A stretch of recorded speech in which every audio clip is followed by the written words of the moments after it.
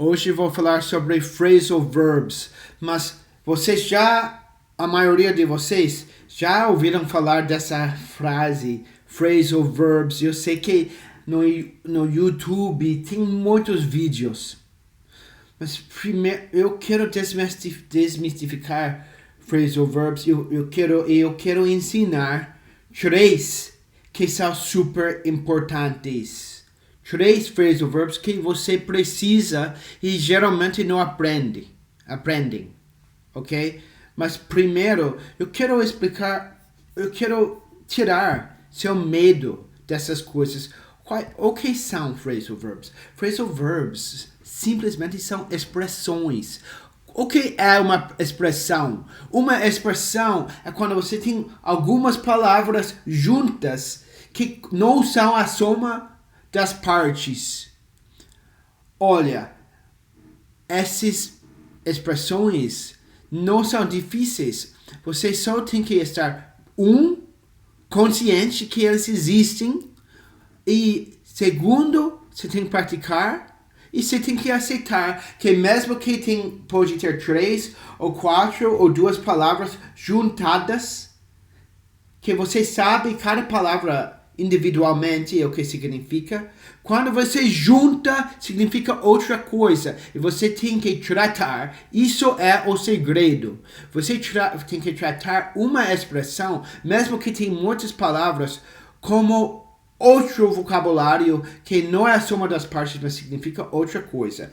Vou dar você alguns exemplos. Cai fora. Se alguém fala para mim, cai fora, o que eu vou fazer? Vou cair fora? Oh! Claro que não, porque eu sei que cair fora não tem a ver com realmente cair. Está falando para mim que eu deveria ir embora, ok? Cai fora, eu devo deixar essa coisa, ok? Então, cai fora é o que em inglês chamaria phrasal verbs, mas eu não estou nem aí para essa expressão, phrasal verbs. Eu só estou querendo saber que quando essas 2 palavras são usadas juntas, significa vaza, deixa essa aqui, larga essa coisa, ok? Outra, sabe, você vai reclamar que tem uma mulher que chama Maria Fernanda e outra mulher que chama Maria, e você fala, mas como eu vou saber que a Maria Fernanda, o nome dela, ela é diferente do que Maria? Porque você sabe que essas 2 palavras, Maria Fernanda, refere uma pessoa. Igual você sabe que numa expressão, 3 palavras ou 4 palavras ou 2 palavras, como pão duro ou passar a perna, significam uma ideia. Ok? Agora, chegamos. Vamos falar sobre alguns phrasal verbs que eu acho são muito importantes. Ok, vamos falar sobre o primeiro phrasal verb de hoje. Não vou falar sobre muitos phrasal verbs. Tem 2 palavras. O que é um phrasal verb? É uma expressão que funciona como um verbo. Ok? Essa palavra eu chamo uma palavra, porque mesmo tendo 3 palavras, significa uma ideia. Put up with, usado sempre. O que put up with significa? Put up with significa aturar, tolerar, suportar no sentido de aturar ou tolerar. Por exemplo, eu posso falar, Christina puts up with my snoring. Christina puts up with my snoring. O que significa snoring? Meu ronco. Porque eu ronco muito.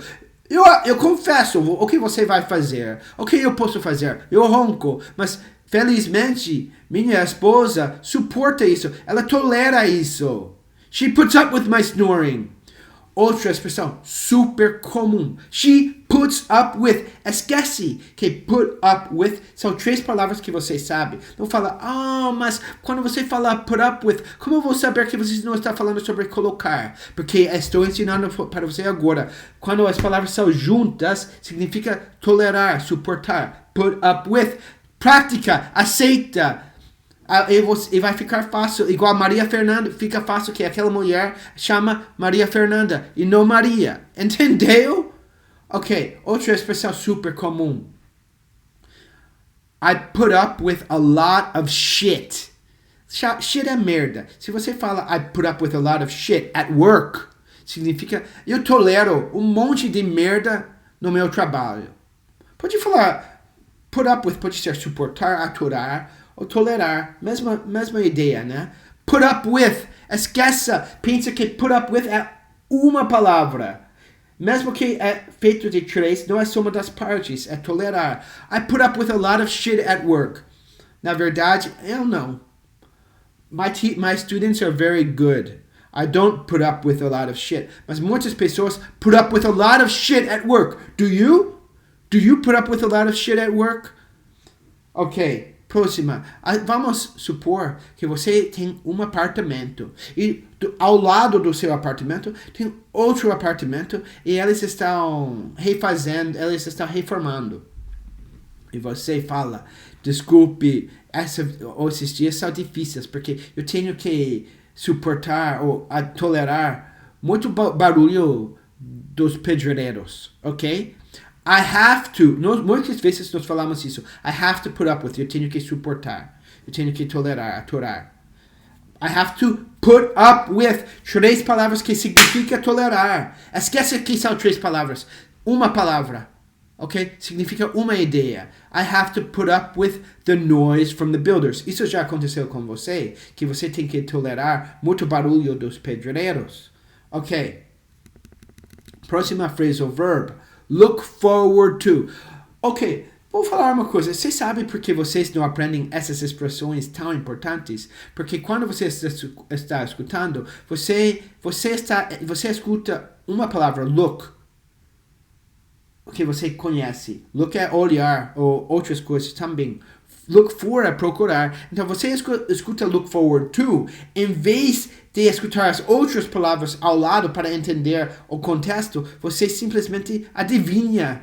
Tem que concentrar mais quando você está escutando. Mas estou fazendo a coisa mais fácil para você, porque estou apresentando você essas expressões, esses phrasal verbs que são chaves, que são essenciais. Ok? So, look forward to. Esqueça que são três palavras. Significa uma coisa. E significa, estou ansioso para uma coisa acontecer. Eu não vejo a hora. Eu sei que uma coisa vai acontecer. E estou com muita antecipação. Right? Eu quero que a coisa aconteça rápido, porque vai ser legal. So, primeiro, em dezembro, eu vou pro Brasil. I'm looking forward to seeing my students in Brazil. O que significa looking forward to? Não divida looking forward to. Não tem nada a ver com olhar. Estou ansioso de ver meus alunos no Brasil. I'm looking forward to seeing my students in Brazil. Eu sei que vai acontecer e não vejo a hora. I'm looking forward to seeing my students in Brazil. Agora, estou ansioso de ver. Por que em inglês falamos I'm looking forward to seeing? Porque nós seguimos essa expressão look forward to com o gerúndio quando é um verbo. Eu posso falar I'm looking forward to lunch. Lunch é almoço, não é um verbo. Então, não tem problema. Mas quando você coloca verbo, como estou ansioso de ver, aquele verbo fica com mais ing. I'm looking forward to seeing my students in Brazil. Outra com look forward to, que é super importante, é por isso que eu estou ensinando. Porque quando eu ensino uma expressão, uma palavra, eu ensino uma coisa que eu sei que você precisa, que você vai escutar no exterior, você tem que entender. Ok? Estou cansado de pessoas que pessoas formam das escolas, dos cursinhos e não sabem as coisas importantes. Segundo exemplo, I'm not looking forward to the English winter.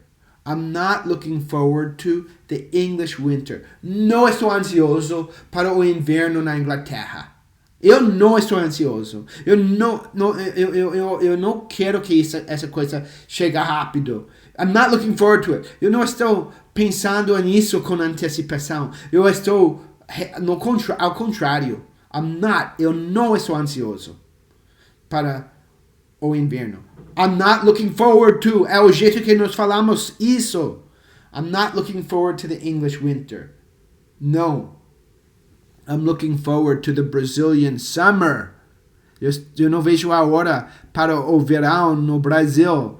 Look what, ok?